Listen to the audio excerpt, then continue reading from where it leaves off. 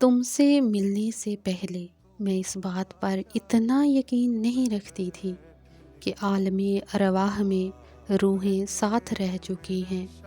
پھر تم میری زندگی میں آئے۔ ہمارے شہروں کے درمیان میلوں کی مسافت تھی۔ ہماری پہلی بات چیت تھی۔ میں حیران و پریشان سی تھی اور تمہیں چپ چاپ سنتی جا رہی تھی۔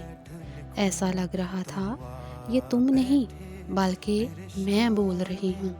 تمہارے خیالات، تمہاری خواہشات، ایک ایک چیز میرے مطابق تھی۔ اور جب میں نے بولنا شروع کیا، تمہارے ماتھے پر 2 بل پڑ گئے۔ شاید تم بھی مجھے سن کر حیران ہو گئے تھے۔ یہ سب کچھ عجیب تھا۔ ایسا لگ رہا تھا ہم صدیوں سے ساتھ رہ رہے ہیں۔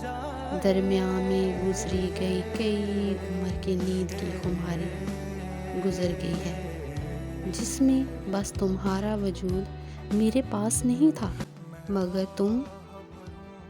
تم یہیں کہیں تھے۔ تمہارے لیے اگر میں لکھنے لگوں تو شاید یہ کتابیں، یہ ناول، یہ کہانیاں کم پڑ جائیں گی۔ تم میری مکمل داستان ہو۔ تم وہ تحریر ہو جو اگر میں کسی باغیچے میں بیٹھ کر پڑھنا شروع کروں تو آس پاس کے چرند پرند گھونسلوں سے سر نکال کر جھومنے لگیں گے۔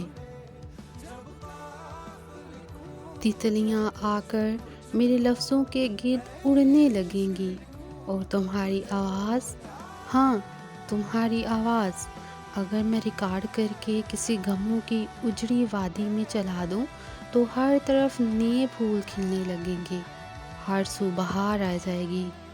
تمہاری مسکراہٹ میرے وجود کو وہ تازگی بخشتی ہے کہ میں کچھ دیر کے لیے بھول جاتی ہوں کہ مجھے کوئی غم بھی ہے۔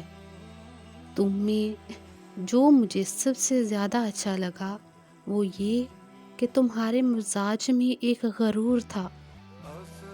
مرد کو ایسا ہی ہونا چاہیے۔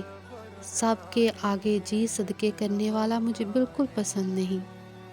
تم میرے لیے سکون کا وہ لمحہ ہو جس کے لیے میں نے اتنی مسافت کاٹی تھی۔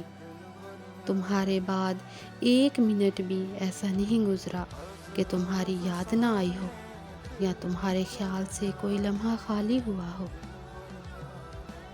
بس بہت سی باتیں ایسی ہوتی ہیں جو انسان کو اندر ہی اندر کھا جاتی ہیں، جو قابل بیان نہیں ہوتی، چاہ کر بھی تم سے رابطہ نہیں کر سکتی۔ اب تک کی کیفیت سے اتنا سیکھا ہے کہ بھول جانا، بھلا دینا، محبت ختم ہو جانا یا نفرت کرنے لگنا یہ محض باتیں ہوتی ہیں۔ حقیقت یہ ہے کہ جن سے ایک دفعہ دل کا رشتہ جڑ جائے نہ تو ان کو بھلایا جاتا ہے اور نہ ان سے کنارہ کیا جاتا ہے۔ اور نفرت کا تو سوال ہی نہیں ہوتا۔